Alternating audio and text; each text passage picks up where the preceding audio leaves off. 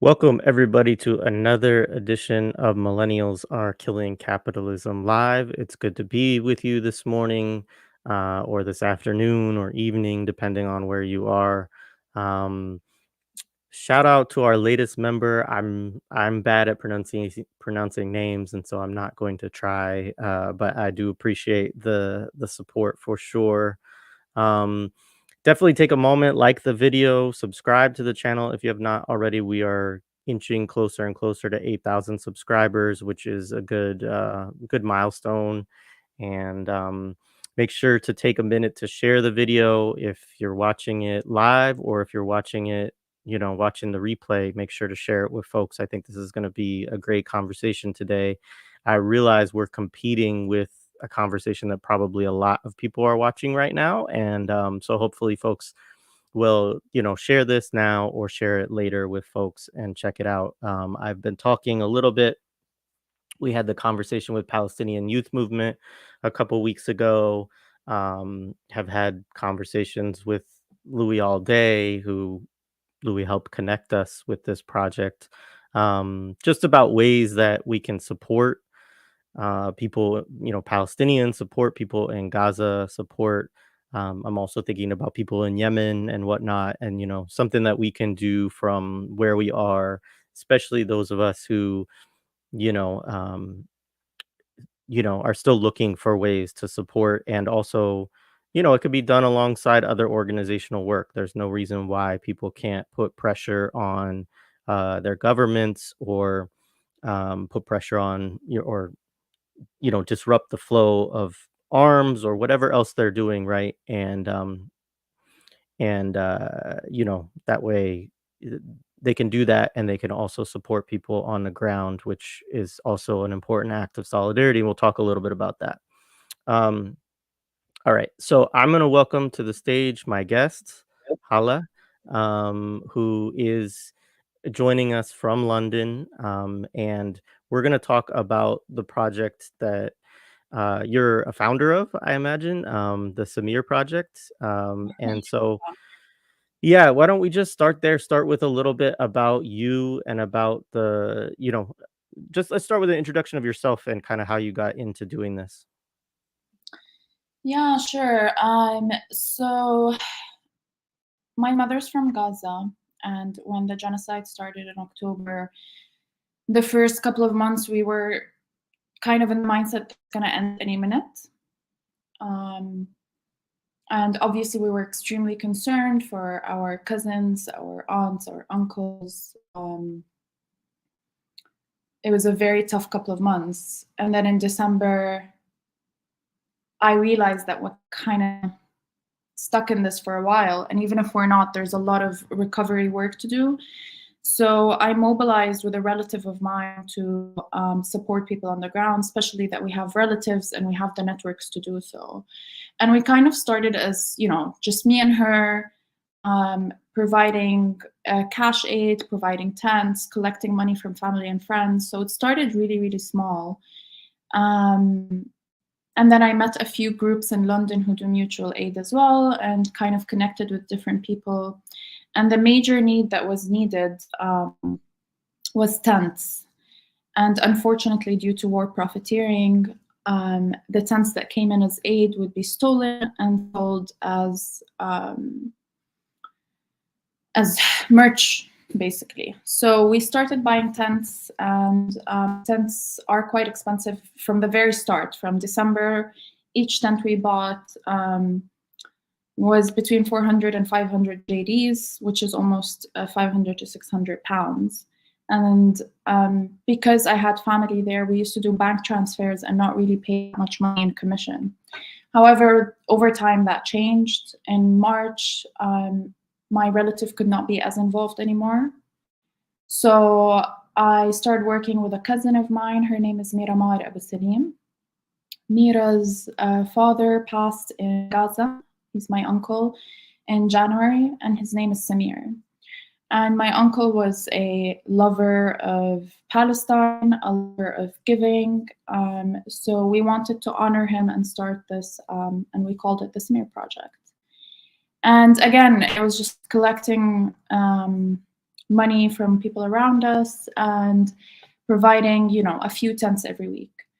However, with the Rafah invasion looming in May, we realized that the tent requests are gonna, triple, if not quadruple. So I spoke to a friend of mine. He is the owner of Translating Palestine. It's a page on Instagram where he takes the videos of what's happening in Gaza and translates or subtitles into English. And he told me that he has a large platform, so we should collaborate, work together, and work on this tent campaign specifically, because he saw how valuable it was, and many of the requests that he was getting through translating these videos were for tents. So yeah, that's when it kind of all started. Around April, we set up a GoFundMe page. It was the three of us, and then eventually we added Lina. Lina Dajani is based in California. She's Palestinian as well. And the four of us started the Samir project, basically. Thank you for sharing that. So let's talk a little bit about some of the projects that you all have going on, and I'll share some of them on our screen as we're talking. But yeah, talk about, because you're doing stuff in the north, you're doing things in the south, and so yeah, just give folks some context of like some of the projects that you have going on. Yeah. So as I mentioned, the initiative started with tents. And in May, we raised hundreds of thousands within a couple of weeks. So we were able to purchase a lot of tents. And up to today, we've purchased over 900 tents. So that's a key initiative. But over time, we expanded what we do. Where, aside from tents and cash aid, we started doing medical aid in the South as well. We have a wound campaign that Lina's responsible for, which basically takes people from ones that were discharged from hospitals and gone into tents, but they still have infections, they still need medical care. I'm sure you know that in the South there are only 2 hospitals that are running at the moment. You have Nasser Hospital and Al-Aqsa Hospital. European is kind of running. So when you have thousands and thousands of injured people and nowhere for them to go, then they go to these encampments and have these infected wounds. And one of the largest challenges that people face is that, an infected wound on a leg lead to an amputation if it's not taken care of. So something as simple as just cleaning wounds could save a leg, it could save an arm. So we started doing these medical care campaigns in the South. And finally in the South, we also, because Lena's very involved in the medical care, and the way I also got involved in medical care is I worked on child evacuations. My friend from Translating Palestine also worked on child evacuations. That's how we met. And Lena's heavily involved in child evacuations. So what we realized is a lot of these children who are extremely wounded, especially after the Rafah invasion, are not actually able to leave. And at this time, the hospitals are so overcrowded, so they get discharged, but they need that daily medical care. So we created this camp early July called Rifat al-Arayr, and it's named after the intellectual and writer who got killed by the Zionists in Gaza. And we've named that to honor him and to create this kind of hub for wounded children, for sick people, to get the medical care that they need until they get either to leave or until they get better. So Rifat al-Arayr had around 25 to 30 families. Unfortunately, 2 weeks ago, we had to relocate because a quadcopter came to our camp and shot 2 children. Luckily, the 2 children survived and they're well taken care of. One of the girls had surgery for her leg. But now we've relocated to an area that's also safe because the quadcopter came to a safe area and shot the kids. So that's our key activities in the South. The Rifat al-Arayr camp is something that's very close to my heart because in that space, we are able to provide mental health support. We are able to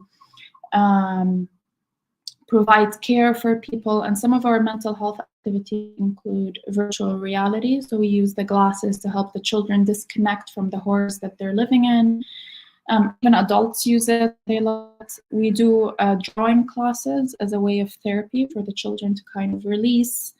I also want to add some music classes, Islamic music, so that people can like find other ways of release as well. So hopefully now that we relaunched our new camp this week, which we will be announcing today, hopefully on our page, then we'll be back to all of these activities. And it's something that we want to turn a community space. So it's not just about the 20 or 25 families that we have. We want it to be a place that, you know, just is a place where we produce rather than just consume. So even the people within the camp, we're going to get ovens so that the women bake and distribute it to the areas around. We want to use our medical point to support the areas around. We're hoping to get a sewing machine so that the women could sew for the people in the area. So we're hoping that, yes, there will be families coming out for medical care, but we also want it to be an area of community. That's something that we really, really care about. And for the north we expanded to around early June. My friend from Translating Palestine has really good connections there, and we started with water trucks because basically a lot of the aid organizations don't send aid or water to certain areas, like Shujaiya, for example, because it's deemed as unsafe, even though there are a lot of people who live there. So they don't get to receive aid and they have to walk for miles and miles to go get water or to go get food. So we provide water trucks. We've provided over 900,000 liters of water since June. We provide, and the water, there is water. However, it's around 6 shekels per pot, which for people at the moment is quite a lot of money. And we do community kitchens. And what's really, really sad about these community kitchens is what we can provide is very limited. So we provide rice with chickpeas, rice with peas, pastries, so bread with thyme, za'atar, bread with cheese. Our options are very, very limited. There's no chicken or meat in the north. Just yesterday, a few trucks came in with some meat and chicken, but this is the first time in months, probably, that people got to have some of that. And the last thing we do is medical days. It's treated over 800 children. It's focused specifically on children. The model is a little bit different than the South, where we actually open a medical day near one of the hospitals. We have the doctor, we have the medication. It focuses on burns and rashes for children. And we have a doctor who spends a whole day kind of checking on the kids and then giving them the medication they want for free, and then they can leave. And we follow up with like the really, really severe cases. And I think we've either done 7 or 8 medical days so far and treated over 800 kids. It's amazing work that you all are doing. And I hope that folks will, one, they should follow you on social media and also share these campaigns, and then if they're able to, absolutely contribute to them.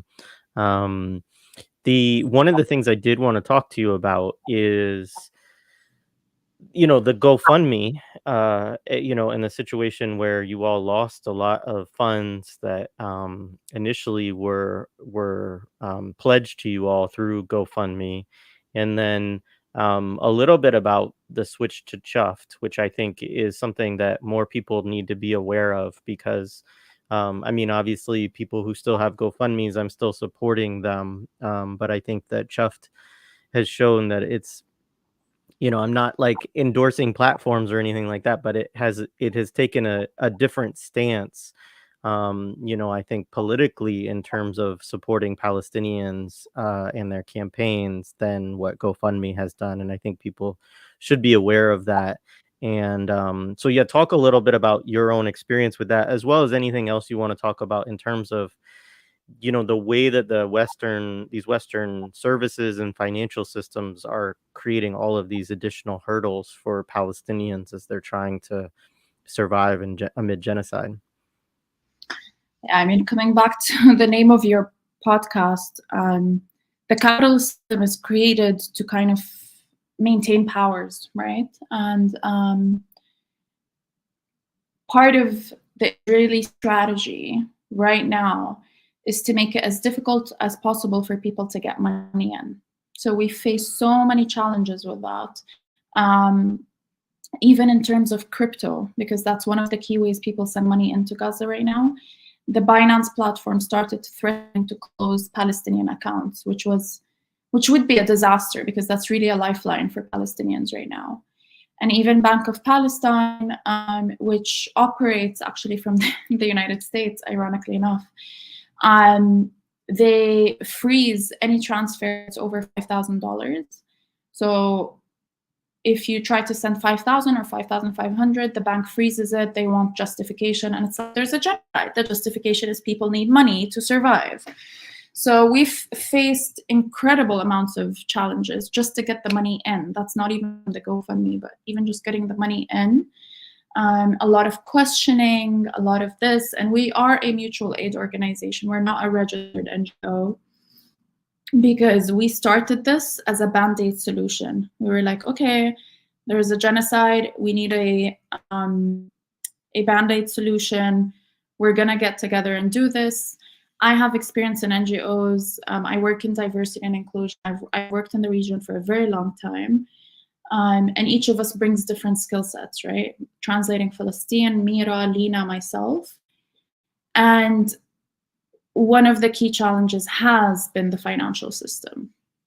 Now, coming back to GoFundMe, I think GoFundMe has been highly criticized in the past. So around last summer, actually, was it last summer? Yeah, last summer, there was this Algerian kid who got killed by a policeman in Paris. And I remember I was in Paris that weekend, and everyone was talking about it and protesting about it. And GoFundMe started a account for the policeman who killed the kid, Nail, I believe his name is, and he raised 1.6 million euros. So for me, like, I remember that as an activist, as someone who's quite plugged in, I would say. I remember, GoFundMe has issues, but I remember when I set up the GoFundMe, my goal was to raise $10,000 or $20,000, buy tents and leave. I think I just didn't have the expectation that our initiative would be one of the very few that is able to do what we do, and that money would pour in the way it did. So we reached around $1.25 million since we launched in April. And $1 million of those we've received. $44,000 were given as commission to GoFundMe, because they take 3.9% from every transaction. And that's aside from the tips that they take. And then 250,000 were the ones that we never ended up receiving. And the way it started was early August. We got an email saying they're doing a review, and that's been done before. So we thought, okay, this is another process in which they're doing the reviews. And they said it might take 3 to 5 days. 3 to 5 days passed by. We were like, this money, there's a lot of reliance on this money. Wounded kids need their medication. Areas with no access to water will be cut off if we don't get this. And their constant response was like, oh, sorry, due to the high volume of requests, we are not able to process it as quickly. So this whole time, they gave us this feeling of like, we're just overwhelmed. We just need a bit more information. So we took the time, and I've sent every single bank transaction and crypto transaction. We have a spreadsheet that shows every single ton that we've bought, and the names are actually there, but we hid them just because of the family's safety. We have everything recorded, and because we knew from early on that there's a lot of scamming and a lot of families that try to get 3-4 tents to go and sell them, we document things quite vigorously. And this is a huge debate that we've had about filming people who take a because of dignity and this and that. But we do film people, and we're very transparent about that. We do film them, asking them to say, I've received this on this date and my name is X. We don't publish them, we don't use them, but it's just purely for documentation. So I told them, if you want me to send you the 800 videos of families documented, I'm happy to do that. Still no response. It was really, really agitating because we had to take loans from some of the traders on the ground. We had to use some of our personal money. We just had to figure things out, basically. And eventually, around a month later, they responded 3 weeks in or 3.5 weeks in, telling us that we don't meet their terms of service. Therefore, they can either transfer that money to Red Cross or UNICEF, or they can refund the money to the people and they can redonate. And I find it actually a very big slap in the face when they're telling us that they want to transfer them to these NGOs, because these NGOs, with all due respect, are Western NGOs, and they do come in with their own agendas, and they do have their own targets, and they have their overheads. We are a Palestinian-led mutual aid group that's 100% donation-based, and 100% of our money goes into Gaza or for Gaza. So I'm not going to give my money to organizations that have offices in central London or central DC and pay for flights for people. I understand that's how NGOs operate. I've worked with them for a very long time, but this is a mutual aid group. And when people donated, they donated with that in mind. We tried to push back. We've sent multiple emails asking, what are these terms of services? Like, what did we want to know specifically what the issue is, because maybe we can clarify it and get our money released. They sent us another super vague email that we posted online, and it was really vague. There was no clear response. So it was really, really frustrating for us. And that's when we started to look at other platforms, because we couldn't wait any longer with no money. And someone recommended Chuffed. And what impressed me about Chuffed is that, we open the website and the first thing you see is a Palestinian flag. They have a whole landing page just for Palestinian initiatives. So they are very vocal. They're very, very clear on their stance. And they were very supportive, knowing what had happened to us, to open accounts and support us to kind of fundraise the money again. But I think what's also really interesting is that we took a bit deep dive into GoFundMe, and we found that they have multiple accounts open for IOF soldiers who are actually raising money for arms. So I find that quite odd, that raising money for diapers and water and very basic necessities during a genocide is so highly scrutinized, and we're not even given the opportunity to get a call or to speak or to have an explanation about why that happened. But then you have tons of accounts from illegal settlements in the West Bank to IS soldiers raising money explicitly saying that we want to buy these for arms. And that's against international law, because the ICC Court of Justice said that what is happening in Gaza is a genocide. IOF soldiers are basically buying these arms to contribute to a genocide. So I have a lot of questions for GoFundMe that we've posted about, asked about, and we never got a response. And that's where it got really, really frustrating for us.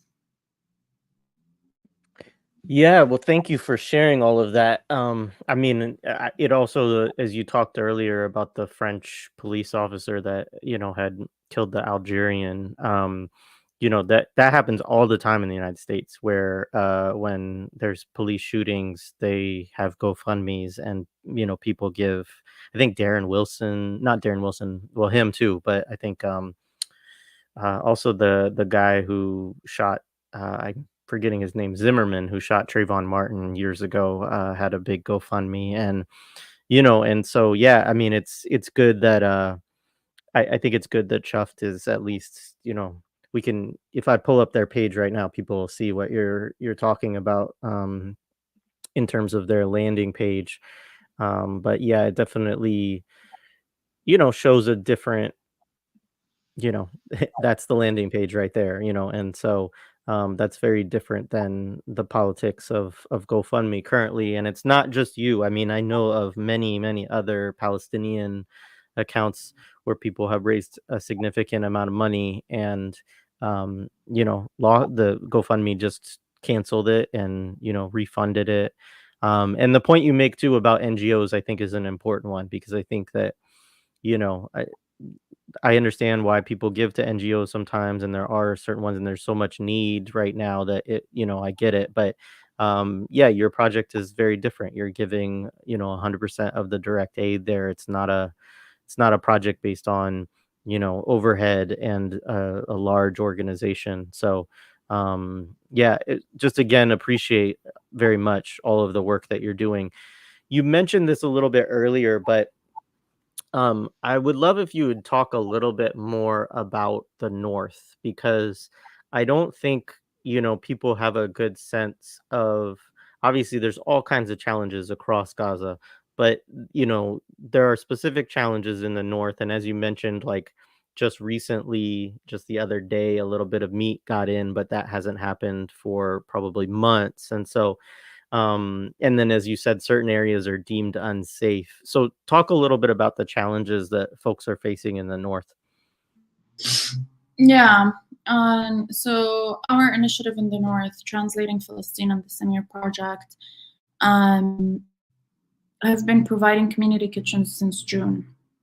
And I vividly remember when Eid was happening that part of our tradition is to slaughter sheep and eat meat for Eid.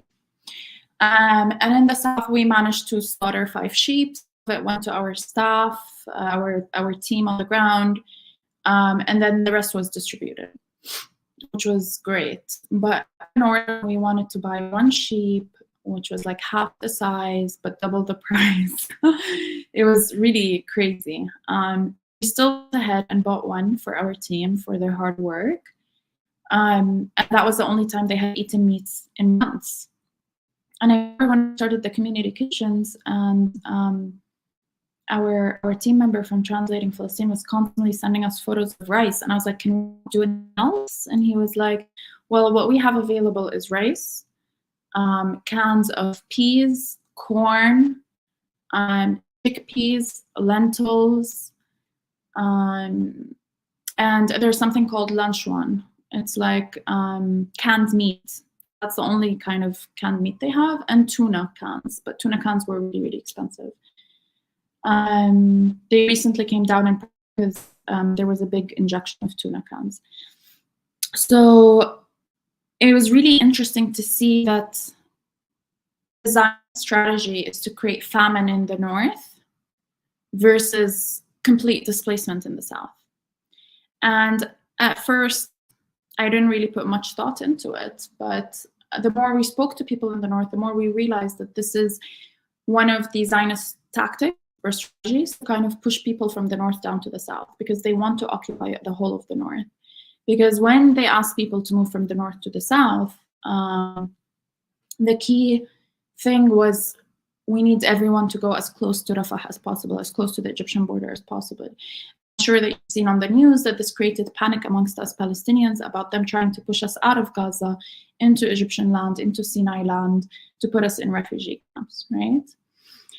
So around, don't trust me on these numbers, but I think around 600 or 700,000 people remained in the north, refused completely to go down to the south. And because of that, the Zionists had to find another tactic, because they couldn't wake up one day and kill 600 or 700,000 people, although I don't put it beyond them. So their key strategy was famine. They created intense famine. Our team members were telling us memories of them losing 10 or 15 kilos, not having anything to provide to their little siblings. And Hassan, who I hold very dearly to my heart, is a 24-year-old kid, really, had to go to the during the flour massacre, had to jump over people and over bodies just to grab a bag of flour and be able to feed his family. So those were the kind of traumatic stories that our team members have. One of our other team members lost his brother's pregnant wife, and their little daughter. And our other team member also has a brother who's imprisoned by the IOF. So despite the horrors and tragedies that the people in the north are facing, when we use the word steadfast is a very small word to use for what they're going through. And even when we talk to them today and we ask them, would you go to the South if it's safe to go to the South? And they would say never, right? I mean, even Hassan, the brothers that work with us, they always tell us that they lost their house on October 8th. October 8th, they had to leave the area that they lived in. Their house was completely demolished. But they were like, it's fine. This is like the 5th or 6th time our house is demolished, because they live very close to the Israeli border. So I think people sometimes forget that this is something, as Palestinians from Gaza, something we've gone through multiple times. It's not our first rodeo. And for these young men, they just see this as another hurdle to overcome, and they don't see that their house being demolished is the end of it. They see that we're going to come back, we're going to rebuild our houses, we're going to rebuild our areas. So people remain steadfast in the north. They refuse to move down to the south, and they have a very full and clear understanding of why this tactic is used, but they won't let it get to them. Now in the south, the tactic is quite different. Food is available. There are vegetables, there's meat, there's chicken. Since we've started doing community kitchens and all of that in June, these things have been available. However, the tactic that's being used in the south is more about displacement. So the majority of the south is flattened. The only area that's not, or relatively not, is Deir al-Balah, where my mom's family comes from. There are still a few houses there and a few buildings there. But what happened is the majority of people were pushed down all the way in Rafah. And then in May, they were pushed back up suddenly from there to Khan Yunis, Zawaide, Deir al-Balah, so more of the mid area. And I'm sure a lot of people know that the map of the south, or the central area, is kind of divided into all these different blocks. And I just want to remind people, Gaza is really small. It's tiny. When you say this block is not a safe area, if you bomb it, all the other blocks around it are going to be impacted. So there are all these different blocks that there's randomly, suddenly turn red one day, and all the people who live in that block have to get up, pack their things, depending on how much time they have, and move into the safe zone, which is the yellow zone. And in the yellow zone, a quadcopter can come and shoot you, or there could be a bombing like what happened in Khan Yunis last week, and we have a 30-meter hole with over 60 people dead. So at the end of the day, whether you're in a yellow zone or red zone, it doesn't really matter. And this has become a realization for people in the South, so they're constantly telling us, like, why would I move? Red zone, yellow zone, like, I might get killed anyway. And interestingly enough, one of the families in our camp, the first family that ever moved into a camp, the Hussein family, has 3 children who had open heart surgery. Mirvat, the eldest, does not speak, and Amir, the middle kid, is constantly hospitalized. So we are hoping for a very soon evacuation for them. But I wanted to post their story, and I wanted to post their story from pre-genocide, how their life looked like before the genocide. Khalid was a barber, he lived in Brej. They had a relatively stable life. But what's interesting is when I wanted to follow up on the journey from October 7th until he ended up in our camp, I realized that he got displaced with his family 14 times.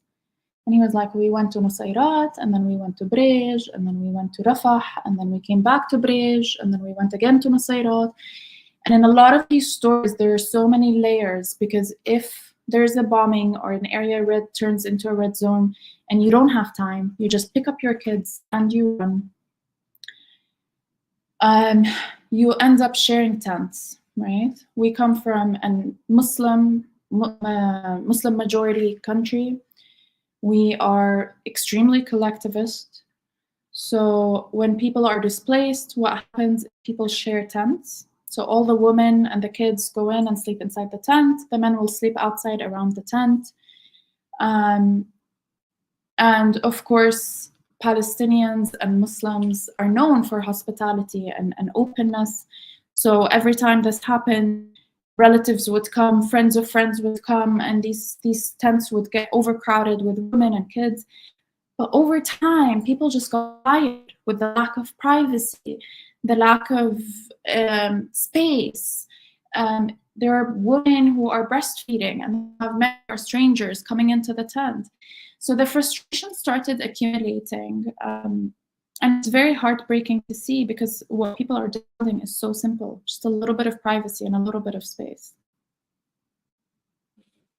Yeah, it's devastating, and I think it was Susan Abu Hawa that I heard talking about it too, and talking about that, one of the strategies of the Zionists is just to make families also have to keep moving, right? Is to also like force people to live, it's a psychological tactic that they don't want them to feel safe anywhere or to be able to just settle anywhere. They want them to feel that they are constantly have to run away, and yeah, it's I again appreciate everything that you're doing. I think one thing that I did want to talk to you a little bit about too is this concept of like charity, and I think about this because I think, obviously, you know, there's a kind of in the West, there's a sort of it goes back to a kind of Christian ethic of charity sometimes, or this idea that like you should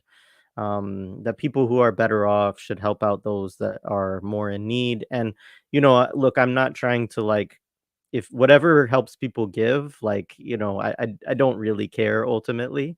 But I'm also thinking about this in terms of people who are um politicized in different ways, right? And who are thinking more they're against genocide.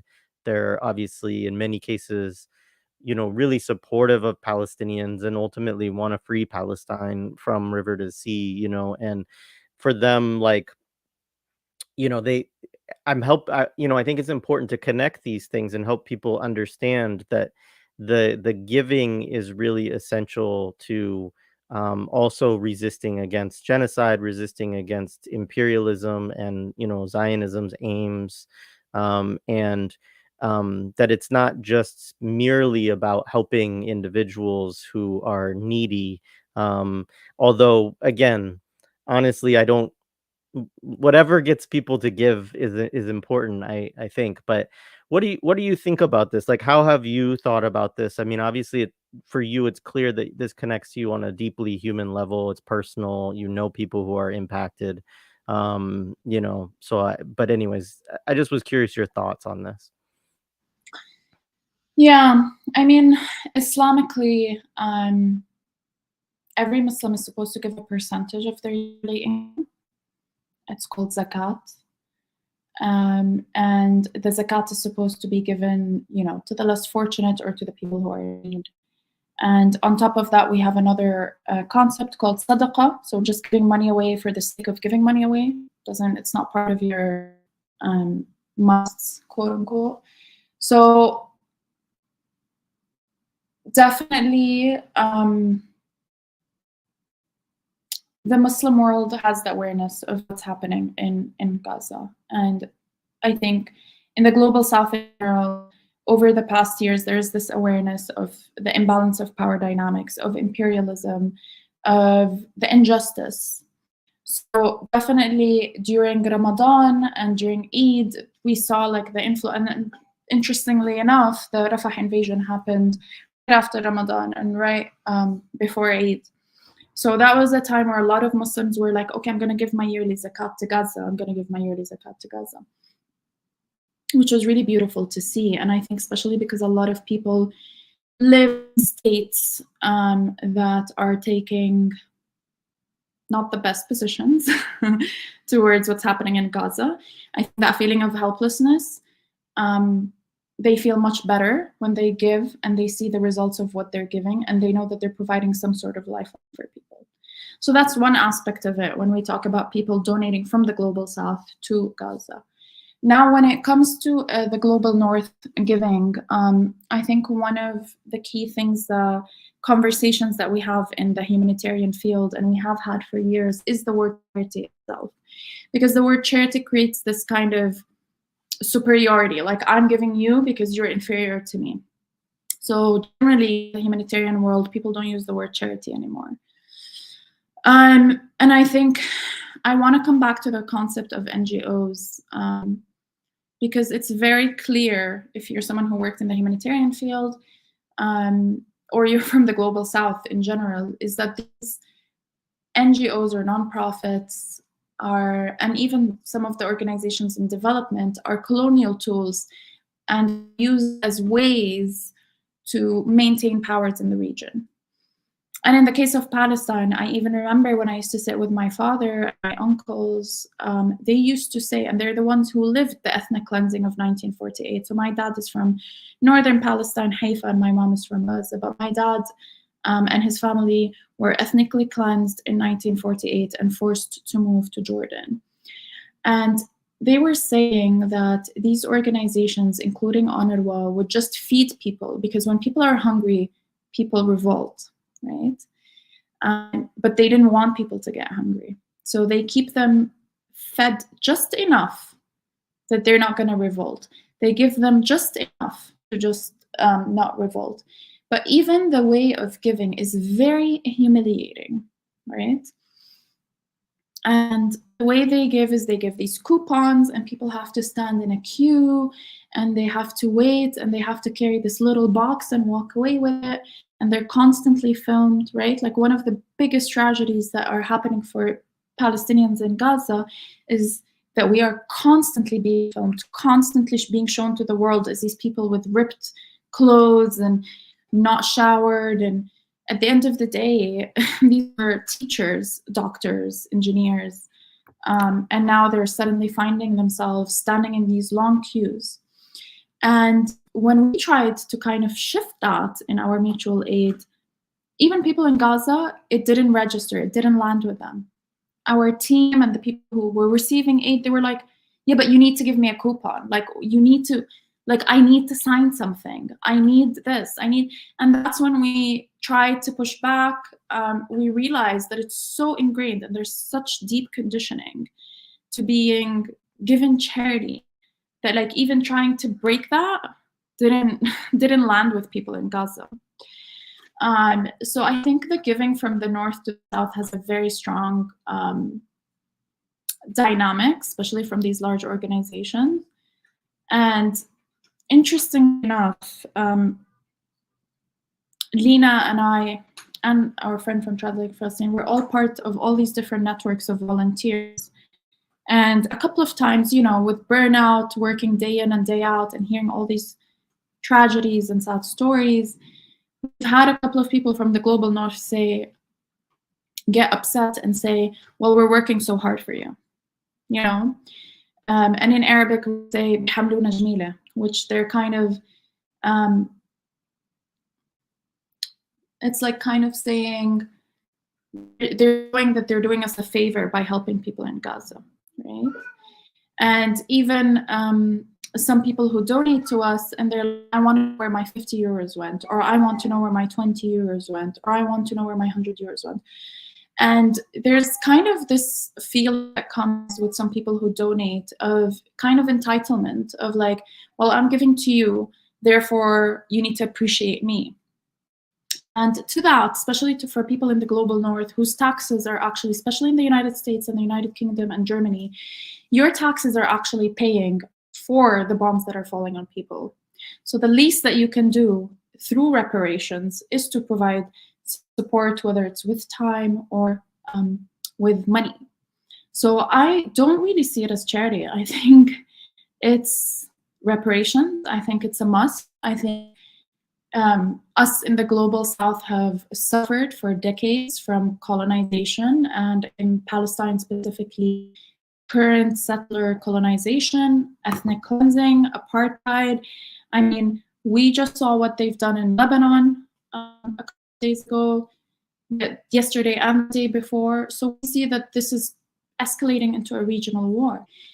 And this is not our first regional war. We've had the Iraq War. We've had what happened post the Arab Spring. We have our brothers and sisters in Sudan who have been suffering for over 15 months with over 25 million people in famine. So we are exhausted. The global north and the taxes and the systems that are enforced upon us from nation states, from Palestine being drawn as it is, Jordan being drawn as it is, to capitalism, to patriarchy, all these different systems are the reason we are where we are today. And I would particularly focus on the United States that thinks it's the global police and that they have the ability to dictate how things go in our region and in our land. I mean, I watched a video of someone asking Anthony Blinken a question. I think it was Anthony Blinken. And he was like, well, we see it as our responsibility to interfere and see what's happening because we want to bring stability. And for me, it's just so obvious the audacity of deciding that you are going to bring stability and you are the one to interfere. And I think you cannot, as an American citizen, no matter who you are, detach yourself from the reality that you live in a system that contributes to genocide and that your taxes contribute to genocide. So when Palestinians tell you that the least you could do is support financially until this horrific genocide that's killed way over 50,000 people, then there should not even be a conversation around how this is charity or should we do it and how should we do it. No, like this, if Palestinians come and tell you this is the least you could do to support us, I think this is a duty for people in the global north to kind of rectify or have some sort of reparations as one of the many actions that should be done to stop this genocide. But yeah, I completely agree. I appreciate you sharing all of that. Again, I will take some questions. There's a couple questions from the audience, and I do want to just again share the link tree with everybody, which has like all the different links of different ways that you can support. And I encourage people to also like take one of these campaigns up, right? And just say, hey, in a couple posts a day or whatever, like I'm just going to keep sharing this. I'm going to share it around with people in social media. I'm going to share it with my friends and my comrades. Maybe it's something that you want to organize a pool locally that can contribute to it. So yeah, there's a lot of different ways that people can do it. You don't have to do it just as an individual, and I know not everybody has a lot of money that they can give, but they can give something, and they can again bring, share, push it, help it reach other people so that other people can give too. And I think it's important for people to shift in that way of thinking and thinking about this as a duty, rather than just, it's not charity really. The other thing, so somebody asked me to share this. I will share this quickly about eSIMs.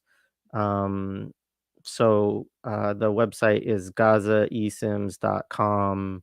This is another mutual aid project, but it's a project to basically allow people to access communications and phone, internet, WhatsApp in Gaza. So yeah, another important initiative that somebody raised up. So, what did you say? I said super important. eSIMs are super Yeah. important for people to stay in touch. Yeah. Yeah. So I'll put a link to that also in the comments. So let's see. Somebody also asked you, have mutual aid initiatives been more effective than NGOs? Which NGOs should be avoided? I think it's a good question. Like, what are there specific NGOs that you think people should avoid altogether?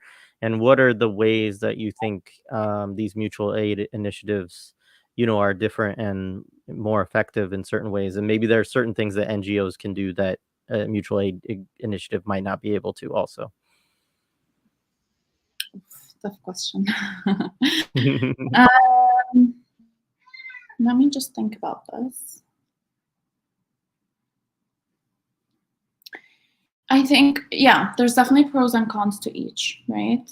I think the challenge is organizations like,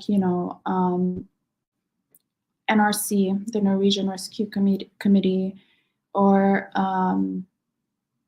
UNRWA, have staff and they've lost some of their staff in Gaza. And their hands are quite tied because of this whole like no safe zone in the south and the north being completely cut off from the world. Their hands are tied as to how much they can do. Because if they send staff from one area to another and those staff get bombed or are in danger, then they're going to be liable to that, right? So that is one of the challenges with NGOs. So the majority of NGOs at the moment, from my understanding, is that they have trucks with aid going in. And Israel allows a very limited amount of trucks. So all the NGOs are fighting amongst themselves as to who can send each truck when. So that is definitely a huge limitation for these NGOs, right? And just like we saw with the World Kitchen, a few people from the West got killed, and that created kind of panic in the NGO world. And that with the Rafah invasion and the closing of the Rafah border, because with the Rafah border, people went in and out much easier. But now with the Karam Abu Shalom or Karam Salem border, it's much harder for people to come in and out. So the percentage of support that these aid organizations is able to give has been reduced massively since the Rafah invasion, since May, and since the killing of the World Kitchen staff. However, these NGOs have a huge funding. They have the experience. So they are needed. They are needed because they provide the aid that comes in, that we purchase, but also they provide community pressure, right? So just a couple of weeks ago, I went outside one of the key hospitals in London, and Amnesty International and Health Workers for Palestine brought 179 people who looked like they were detained to represent the health workers or the health staff who are detained by the IOF. Pressure organizations like Amnesty International, Human Rights Watch, UNRWA, the UN. I mean, I'm sure you saw the resolution that passed in the UN yesterday or today. So this kind of pressure is necessary. And at first I thought it was, I'm a very pessimistic person. So I was like, okay, what's the point? However, immediately the German government talked about having to cease giving arms to Israel because of the UN resolution, right? So similar to the apartheid in South Africa, there were all these things that were happening that kind of led to the end of apartheid. And I believe strongly in my heart that this genocide is horrific. However, it is the first step to the end of Israel. So NGOs have a role to play. And I think NGOs, especially in the last 10 years, have been highly criticized for being extremely colonial, for being very white supremacist. A lot of the NGOs that I have worked with, unfortunately, you go to a country in the region, including Iraq, including Lebanon, including Morocco, and when I go to these offices and I sit with the senior management, no one from the senior management is local, or 1 out of 10 senior management is local. So I think now that they're getting this criticism, they can't stand by and see what's happening and not call it genocide. However, you do have NGOs that remain quote unquote neutral or in extreme denial.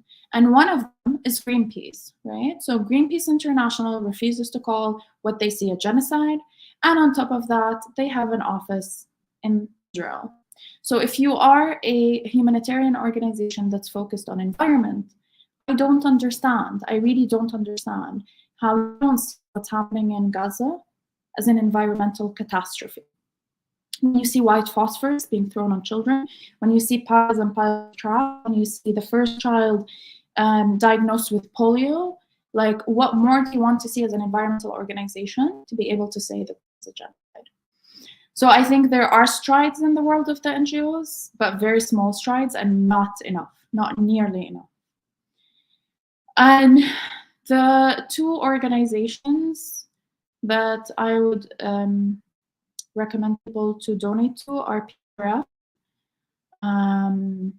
I'm not sure what it stands for, but it's quite a well-known Palestinian organization. What was it again? I think you got cut off a little bit there. PCRF. I'll just put it in the PCRF. chat. Okay. So PCRF and HEAL. HEAL is kind of like was formed after PCRF from someone who was one of the founders of PCRF. But both PCRF and HEAL work on evacuating children. There are smaller ones like Children Not Number and Save Gaza's Children who also do tremendous work. PCRF and HEAL do amazing work. There's also Fajr Scientific.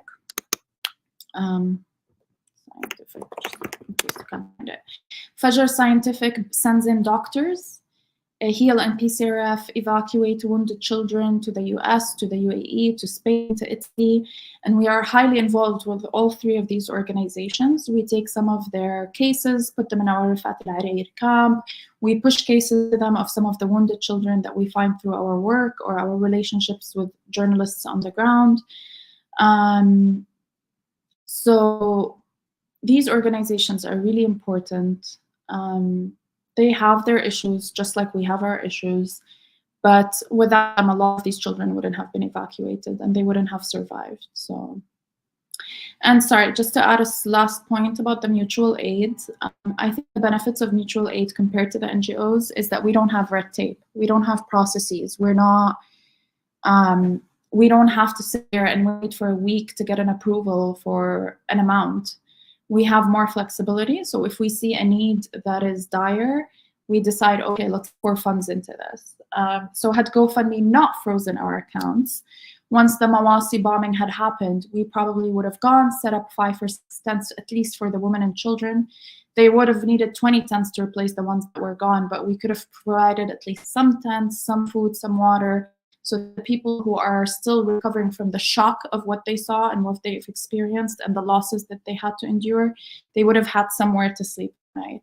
We couldn't do that because we didn't have the money to do that, but that's the kind of emergency response that we can do within seconds. In Al-Aqsa, there was a bombing in Al-Aqsa yard around 2 weeks ago, and we provided them with 4 tents. 22 tents were gone. We got the list within an hour, and within a few hours, so that bombing was around 5 a.m. Within 2 p.m., they had 5 tents set up. So this is the kind of emergency response that we provide, and we're able to have more flexibility than a lot of these NGOs. And a lot of these NGOs cannot purchase tents because it's war profiteering, so they don't have a way to justify that. But we believe that one of our ethos is we need to do what we need to do, right? If I want to sit here and have idealistic ideas of how to deal with things in a genocide, I'm actually not going to get anything done. Because when a mother calls me who's a widow with like 5 children and one of them is extremely wounded and crying for a tent, I can't give her the response of saying, well, I don't really want to be part of the war profiteering and this and that, and my ideals and values don't allow that. So for me, I do whatever I need to do for my people to survive. And I think that's the benefit of being part of mutual aid network. Yeah, I mean, it's wild. And so give folks, because I think that's important for people to understand the mechanics a little bit. Like, so you all are able to, people give, they give to your chef campaigns, you all can access funds, and then basically you're directly giving the funds to people who need them to purchase the things that they need, or you have people on the ground in Gaza who are able to purchase and give to them, essentially. Yeah, exactly. I mean, the purchasing is mainly tents in the south. We do some diapers, we did cleaning products, we did formula. So we purchase these and we either distribute them to specific families that we know are in need, or we just go to some of the most what's the word? Some of the camps with the worst conditions, because not all camps are equal, right? So we go to camps with the worst conditions and we distribute some stuff in there as well. Well, Hala, thank you so much for all of the amazing work that you are doing with the Samir project. It it's inspiring work, even though it is like quite harrowing and just I mean, but I think it's important, and this is something I talk to Louis all day about too. Is that I think one of the challenges we have to break through in the West is that I think there are some people who don't give because it makes it that much more real once you start to, connect with people, and once you start, and so it allows them to stay in their kind of Bubble. fantasy world, right? And even if they don't really want to, I think it's part of the kind of psychology of it is to sort of block off that this is very real, and you've made it very real, I think, for folks today, and I know it's extremely real for you on a everyday basis in terms of the work that you're doing and the people that that you're talking to. So anyways, I just want to just again thank you for coming on and talking to us about this. Again, for folks who are listening, please share this conversation with folks, and boost all of these campaigns from the Samir Project, so that you all can continue doing what you're doing, which I think is just amazing life-saving work. So thank you. Thank you, Jared. Thank you so much. It was a pleasure talking. Yeah, a pleasure to talk to you as well.